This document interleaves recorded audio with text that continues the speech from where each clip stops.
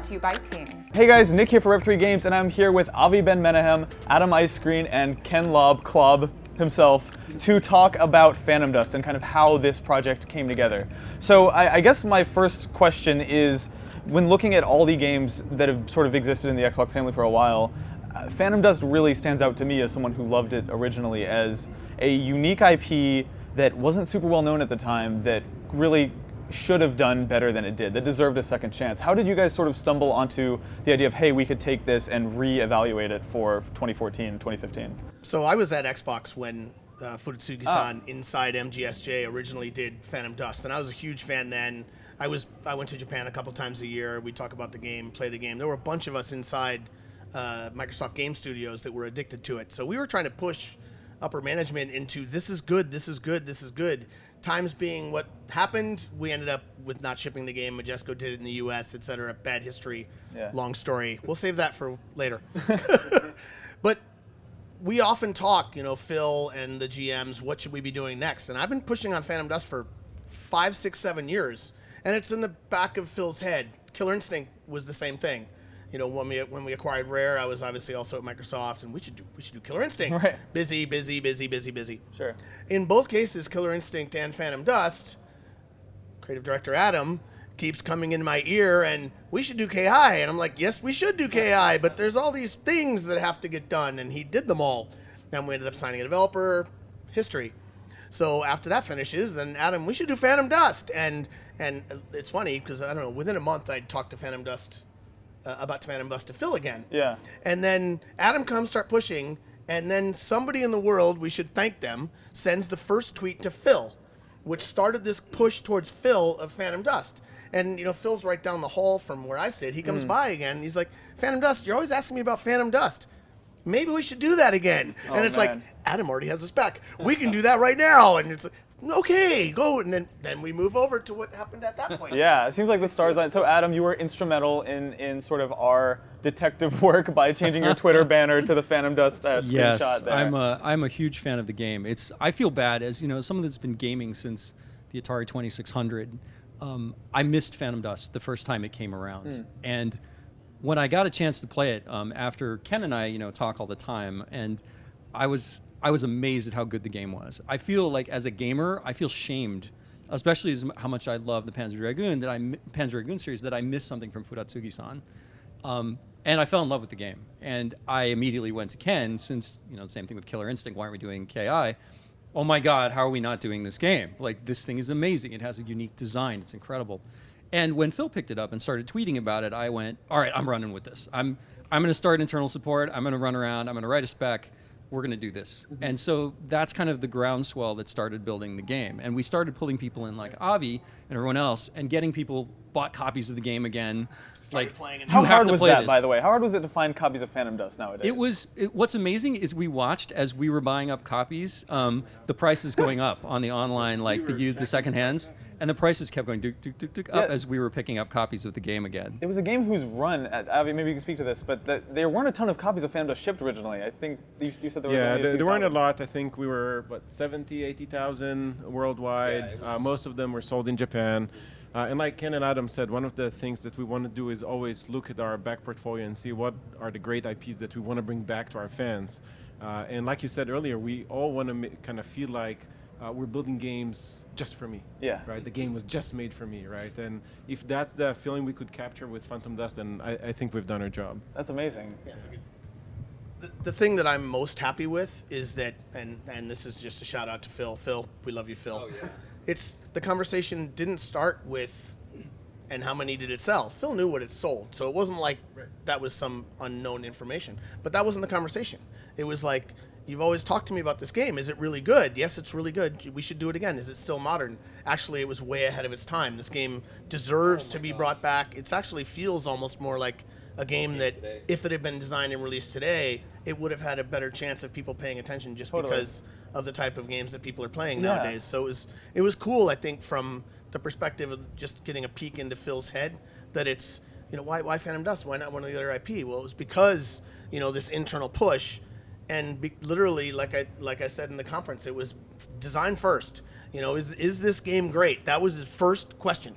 And it's So- like, yes, it is. That actually leads into my next question very well. I think Phantom Dust is a game that holds up remarkably well today. Like, you can play Phantom Dust, and not only does it look pretty good still, it just plays so nicely and is so solid, and the mechanics just are perfect the way they are. And so I'm curious to hear from you guys, what are the core mechanics of Phantom Dust that you want to hold on to for this remake? So what is important about the original design really is, just to talk in KI terms, it's a kick-ass fighting game. Right. When you play that game with 4 people that know what they're doing and start playing arsenals off of each other, it's like there's just this infinite amount of depth, kind of like you get infinite amount of depth in a really good fighting game. Yeah. So you got this great RPG that we love.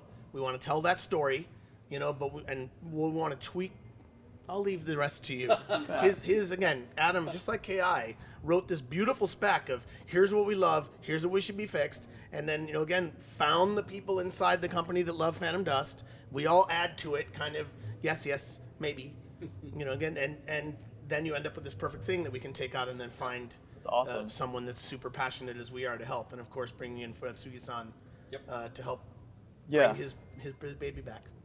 I'm very glad to hear that Furatsugi is involved, because it is feels like a whole creation of his. Adam, we were talking a little bit earlier about Phantom Dust and balance, and even though it is a remarkably balanced game, there are maybe a few skills in the original game that need some repairing. Well, yeah, I mean, the interesting thing too is if you play on the 360, you can only the people that are playing on original Xboxes that have hacked them can actually get to the 1.2 patch with the balance.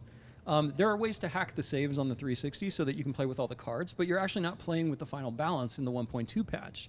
So things like Psycho Sniper is doing way too much damage for its cost. You've got things like Venom Fang, which just tracks you along the board no matter what you do, goes upstairs, turns corners. And you're like, God, the right turns it can do. And it's purple, and that whole game is kind of purple, so it's almost impossible to see it like crawling on the along ground, the ground. and you're just like, I hate you, Venom Fang. So like, Venom Fang. no, we're totally Okay, nerfing. We're nerfing. I'm nerfing Venom Fang. On the Okay, record, we are nerfing I'm, Venom one of Fang. my I'm favorite nerfing that cards. There's a reason freaking why card. it's Yeah. But like, no, there's definitely some things that we want to change just for balance sake. But the great thing about the game is that it's a really good game. The cards are really well balanced.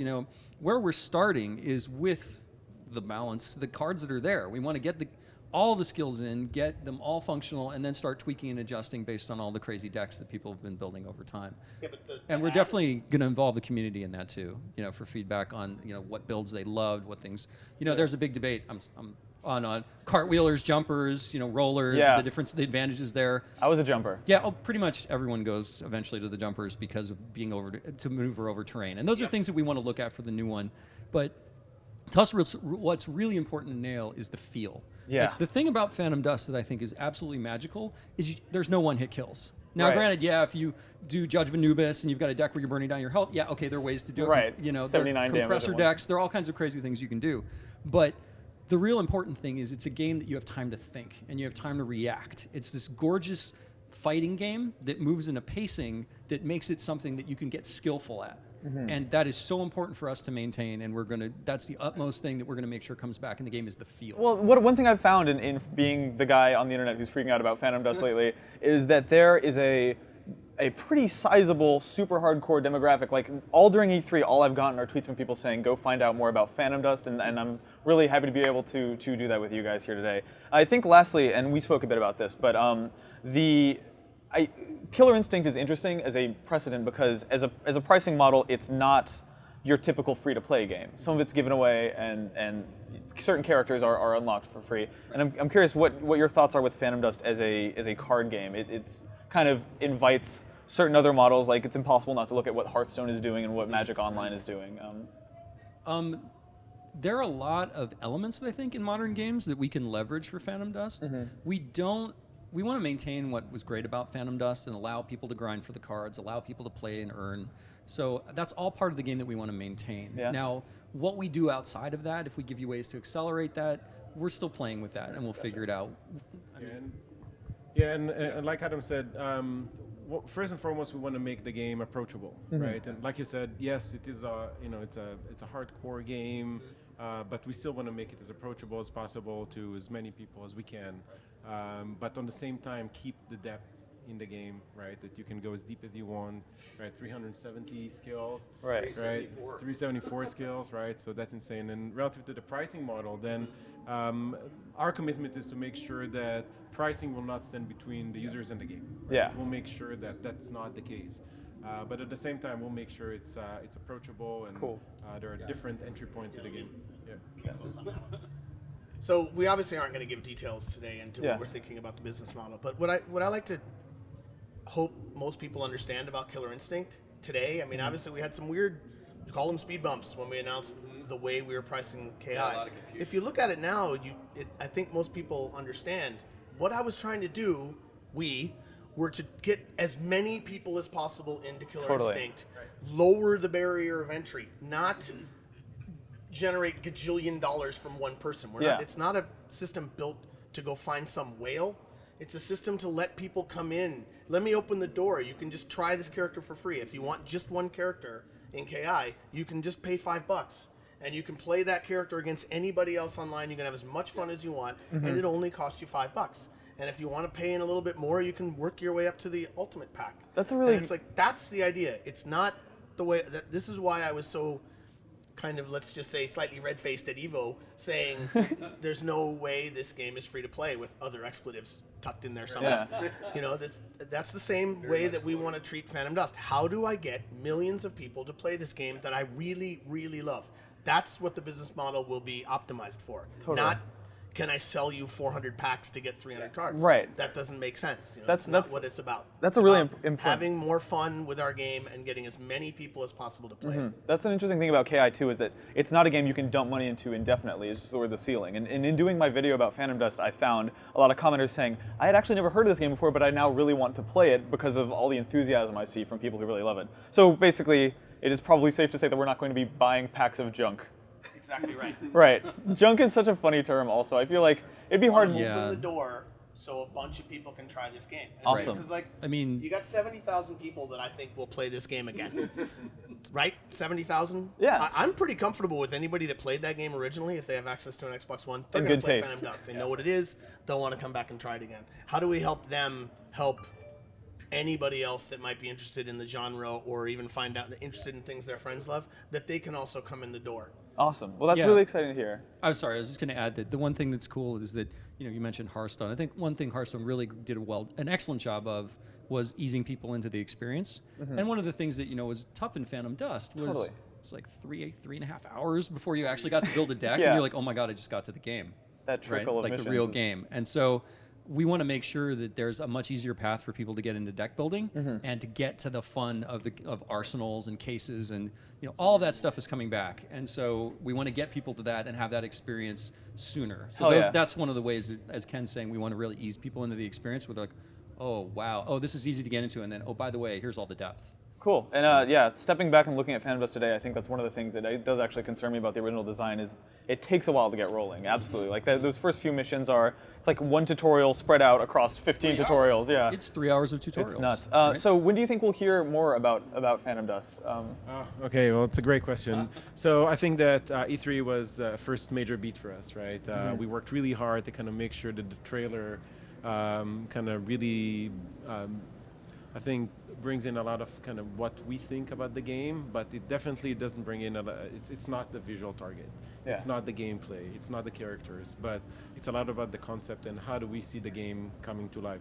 I think that what you'll see over the next few months, we'll start talking more about the game. We'll announce the developer soon, and as we progress in the game development, we for sure are going to share gameplay and art and more details and get the community and like Adam says, and one of the things we've done for KI that worked very well that I think that we would like to do for Phantom Dust is to bring in the community to play the game and give us feedback before we release it to make sure that really the game that once we ship it, it's best possible. Nice. Well, I think one thing that is really reassuring as a Phantom Dust fan is that there is so much passion for Phantom Dust among you and in the room, and I hope that extends to whatever development team you've selected. Oh, you will not believe how passionate these guys is. Yeah? I'm going to look in the camera and say that this is probably one of the better Phantom Dust playing crew that I've seen. Nice.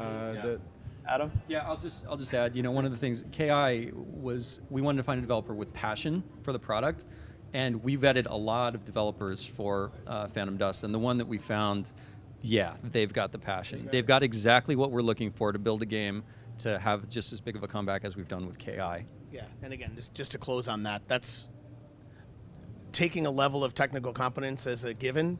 The number one criteria was we need to find a developer that loves this game as much as we do, period. I don't want to find a developer. We didn't want to find a developer that was like, let us teach you this game. It's like, no. We need to find someone that, because we know they're out there, that loves the game as much as we do. And when you find a developer that's actually still playing and that can actually speak the language to you and discuss their favorite decks and talk about the flawed cards, then it's like, okay, now are you technically competent? Now are you, do you have artistic chops? But it was this opening conversation was around, do you understand Phantom Dust? No, do you really understand Phantom Dust? And it's like, okay, we found the perfect partner. Well, thank you guys so much for talking. I'm going to continue interrogating you about Phantom Dust until the day it comes out. And We'll talk online. You can always Twitter us. Right, we'll just keep message talking. boards, everything. Right, we'll keep annoying everyone who follows us both on Twitter by talking about Phantom Dust. Thank you so much for your time. I'll see you next day. Thanks all. Are you sick of being bossed around by your cell phone carrier? Are you paying tons of money for data you don't even use? If so, then guys, it's time to switch to Ting. Ting is a revolutionary new cell phone service that puts the power back into your hands with complete and total transparency. With Ting, you only pay for the data and minutes you use, meaning there are no plans, no hidden charges, and no early termination fees. You know exactly what you're paying for, and you can leave whenever you want. Ting runs on the nationwide Sprint network, and there's a good chance it already works with your existing cell phone. Their customer service is also top-notch, so no matter what time of day you call, you'll always be able to reach a live, actual person. Head over to rev3games.ting.com and click on their savings calculator to see how much money Ting can save you. That URL will also get you $25 off your first bill, and remember, every sign-up helps support Rev3 Games, so it's really a no-brainer.